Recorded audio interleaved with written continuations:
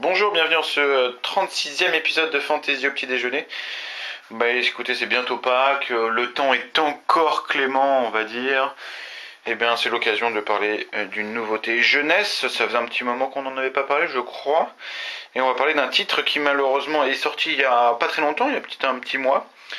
Et dont peut-être certains d'entre vous ont parlé, mais j'en doute parce qu'avec les grosses sorties type Eragon numéro 3, il n'y a pas beaucoup de place sur les linéaires jeunesse des librairies, donc c'est peut-être passé un peu inaperçu. C'est l'occasion de rattraper le coup et d'évoquer cette nouvelle série qui s'appelle Alana, publiée aux éditions Hachette, si je me souviens bien. Oui, il suffit de regarder. Voilà, Hachette, et écrit par Tamora Pierce. Donc, série américaine, une trilogie. Ça, c'est le premier tome qui vient juste de paraître. Et ma foi, c'est assez bon. L'histoire est la suivante, et l'histoire est ma foi assez simple. Elle met en scène deux jumeaux, deux faux jumeaux, un garçon et une fille, Tom et Alana. Et lorsque le roman commence, ils sont congédiés par le pater familias. En fait, il est temps pour eux de quitter le domaine familial et d'aller suivre leurs études pour devenir des grands. Et en l'occurrence, le père, qui est très rigide, absent, enfin vraiment le père autoritaire, etc., a décidé que Tom, le fils, irait à la cour du roi pour devenir chevalier, tandis que la fille, Alana, qui a un certain don de guérison, irait au couvent pour apprendre à devenir guérisseuse. Ça ne plaît pas du tout aux deux enfants parce qu'il s'avère que c'est diamétralement opposé à leur nature profonde, à savoir que Tom, c'est l'intellectuel de la bande, il passe son temps dans les bouquins, il n'aime pas se battre, il n'aime pas l'action. Le seul rêve pour lui, c'est un jour de devenir le plus grand sorcier et d'aller justement apprendre les arcanes et la sorcellerie. Alors que, et vous l'avez compris, Alana est tout autre. Alana, son rêve, elle, c'est de devenir chevalier, chose qui n'existe pas. Il n'y a pas de chevalier femme, c'est pas comme dans les Chevaliers d'Émeraude. Dans ce monde-ci, c'est même tabou, c'est inconcevable. Et elle, pourtant, elle aime la bagarre, elle aime se battre, elle est même assez douée avec l'épée, parce qu'elle a déjà commencé à apprendre grâce à son aide de camp qui est un petit peu dans le mystère, dans l'intrigue.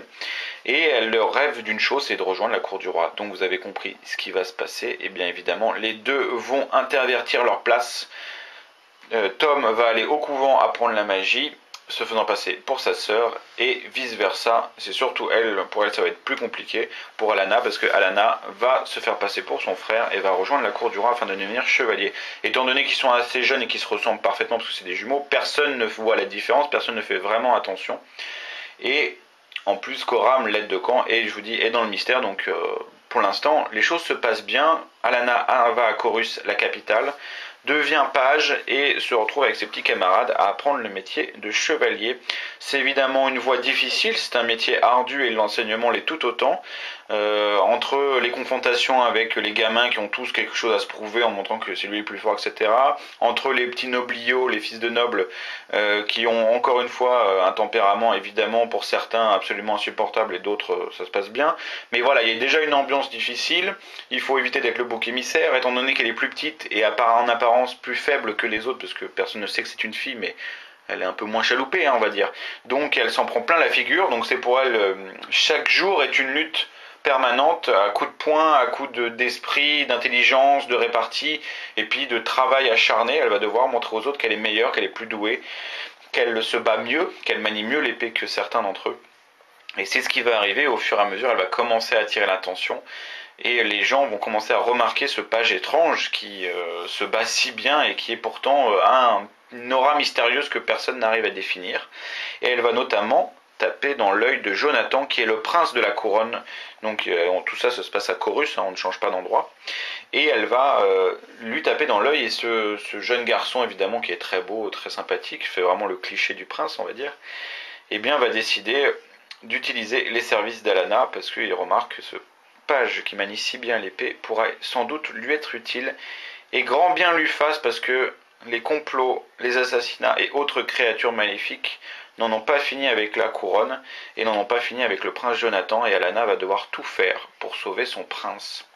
Voilà grosso modo pour l'histoire, je n'en dis pas beaucoup plus, évidemment il y a des amitiés qui vont se lier, il y a des personnages secondaires qui arrivent dans l'intrigue, il y a des ennemis jurés aussi, notamment au sein de la couronne même du royaume, au sein de la famille royale, il y a des ennemis qu'Alana va se faire, il y a aussi un chat qui va devenir le meilleur compagnon d'Alana, enfin tout ça, il y a toute une petite ribambelle d'intrigues autour, mais voilà pour le cœur de l'énigme.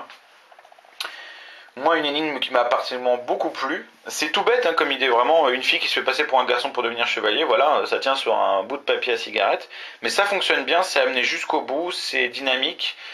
Toute l'idée autour de ce côté tabou d'une femme qui devient chevalier dans un monde totalement masculin, ça fonctionne très très bien.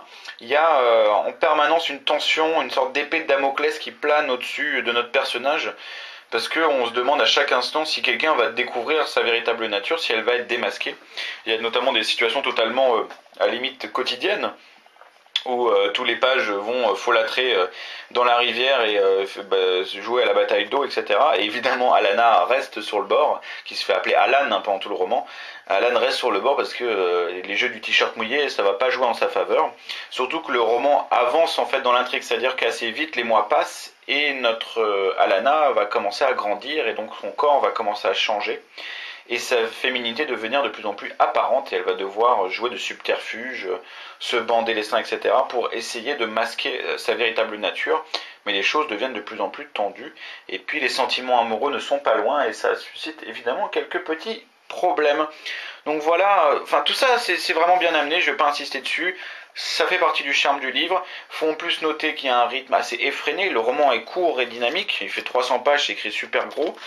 Mais il y a tout le temps du suspense, au-delà de vraiment de ce mystère et de cette épée de Damoclès qui est la véritable nature d'Alana. Il y a aussi voilà, des complots contre la couronne, il y a des créatures belliqueuses qu'on va croiser, il y a une expédition qui aura lieu dans le désert, etc. Donc il y a tout le temps du tonus, il y a tout le temps du rythme, il y a tout le temps de l'action. C'est un roman vraiment qui se dévore, c'est un véritable page turner comme disent les anglo-saxons. C'est-à-dire que vous voyez vraiment pas les pages tourner. C'est tellement écrit gros de toute façon que ça c'est sûr que vous voyez pas les pages tourner. Mais ça se lit en voilà en 2-3 jours, en même pas en 2 jours c'est fini. Et c'est que du bonheur, voilà, ça n'a pas de prétention, c'est un scénario bien amené, le personnage d'Alana est très très sympathique, il est très humain, on sent toutes les fragilités du personnage à chaque instant, parce que c'est comme je l'ai dit, sa vie n'est qu'une lutte permanente, elle a la nécessité de prouver aux autres qu'elle est meilleure que les autres, et cette thématique-là est bien faite et donne au personnage une humanité assez rare, et un charisme vraiment total qui fait qu'on l'aime tout de suite cette Alana et qu'on a envie de la suivre pendant toutes les aventures qui vont lui arriver parce que j'ai eu la chance de lire le deuxième et troisième tome de la série en anglais et ça fonctionne toujours aussi bien, on va même voir le personnage évoluer vraiment à l'adolescence puis même à l'âge adulte et c'est à chaque instant le même rythme, la même qualité d'écriture, la même fascination pour un personnage extrêmement bien bâti.